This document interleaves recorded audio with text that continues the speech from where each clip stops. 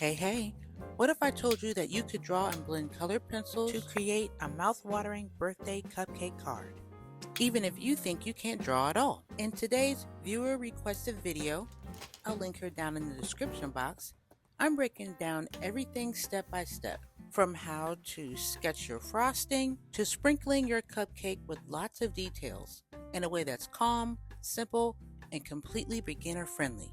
We're going to keep this tutorial easy as we sketch and blend, and eventually we're going to turn this blank card into a nice little gift that's made from the heart. So I started by lightly sketching and deciding how large I wanted the cupcake to be on the page. From one new artist to another, I've learned that this tip helps everything feel more balanced before I add color. So I started with a simple oval for the top of the cupcake base, then two vertical lines and a horizontal line representing the paper or the foil wrapper. Don't overthink these lines, they're just guides. So for the frosting, all I did was layer more ovals on top of each other. And lastly, for the top of the cupcake, it's an oval with a little corner cut out of it.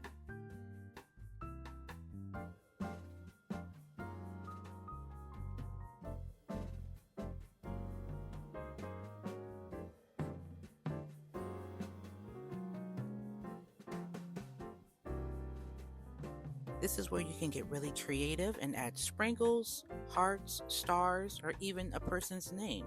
This is your card, so feel free to make it your own.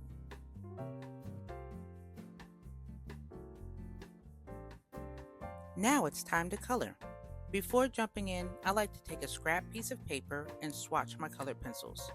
I played around with some basic color theory just to see how different color combinations might look and feel.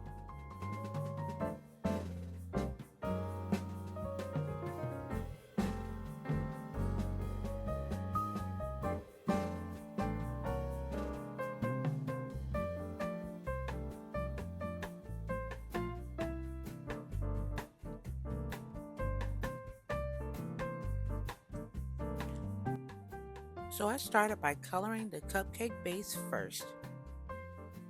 Then from here, I'm going to move on to the cherry. Before I get into that, you know how they say hindsight is 20/20? Well, I realized that I should have created the low lights first with deeper colors like blues, greens, deeper oranges, and then gone on top of those with the yellow. But it turns out all right in the end.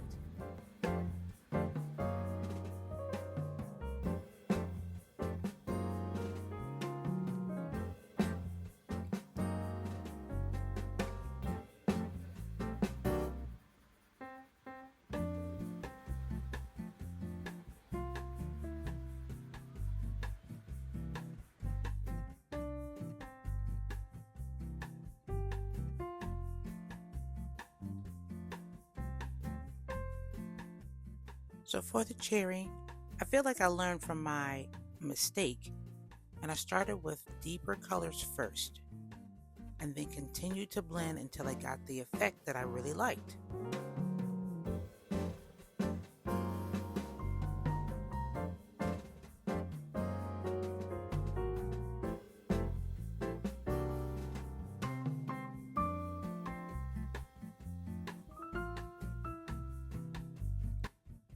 Then once I got to the frosting, I continued on with my new art technique.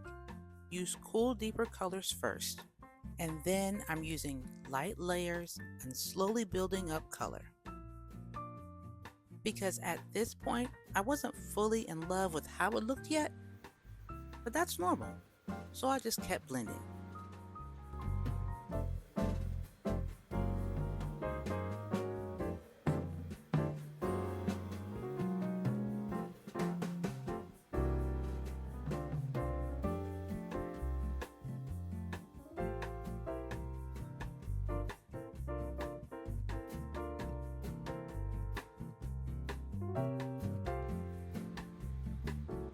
So, if you're drawing along with me and if you're wondering, does this look right? This is your reminder that it doesn't have to be perfect. This birthday card is meant to be fun, relaxing, and personal. Every line and color choice you make is part of what makes it special. So take your time here, enjoy the process, and remember that even simple shapes can turn into something really sweet. Let the color pencils do the work and enjoy watching the cupcake come together one layer at a time.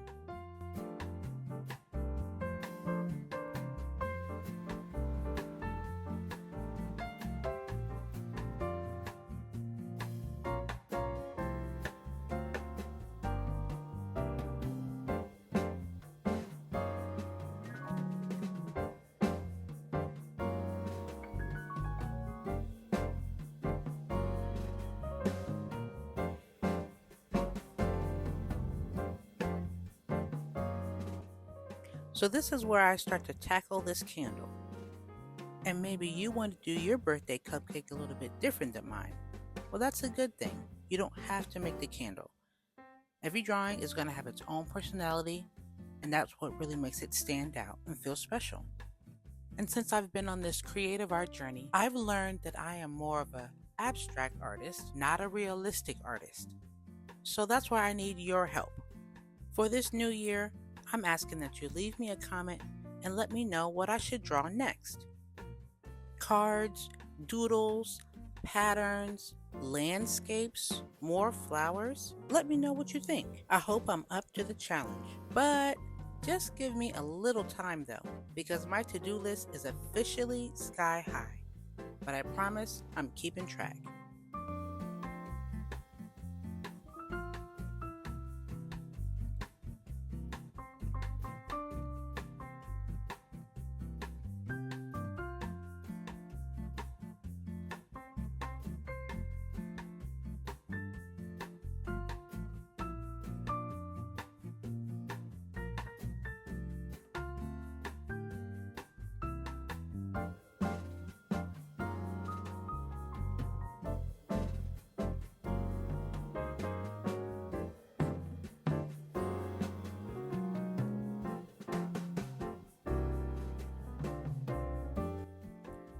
So I think it's coming together. So this is the point where if you need to take a little break, stretch your hands, or take a pause and come back with fresh eyes, you should do that. This part of the coloring session is where I use a white colored pencil to blend all the colors that I've been building upon. It's not about pressing down harder. It's all about adding layers and softly blending. I don't know about you, but the longer I work on this cupcake, the more I feel like I might need to go to a bakery after this. But it's only for research purposes.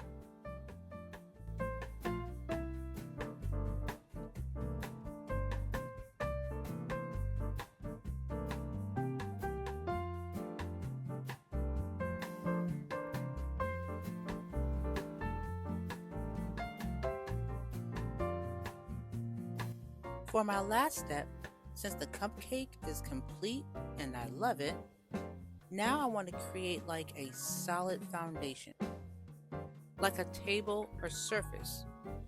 That way the cupcake doesn't look like it's floating in the air. I'm building the base with the same layers I used for the cupcake, and I'm imagining where there could be shadows on the table. So, it's not perfect and precise, but it's creatively free.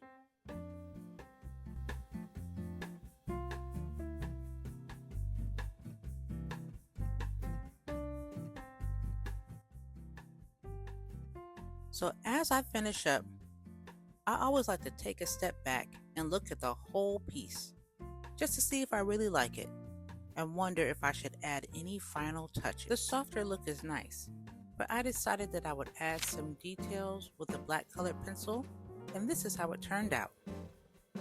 Thank you for spending this creative time with me and turning a simple sketch into something thoughtful and handmade. If you enjoyed this video, feel free to like or save it for later.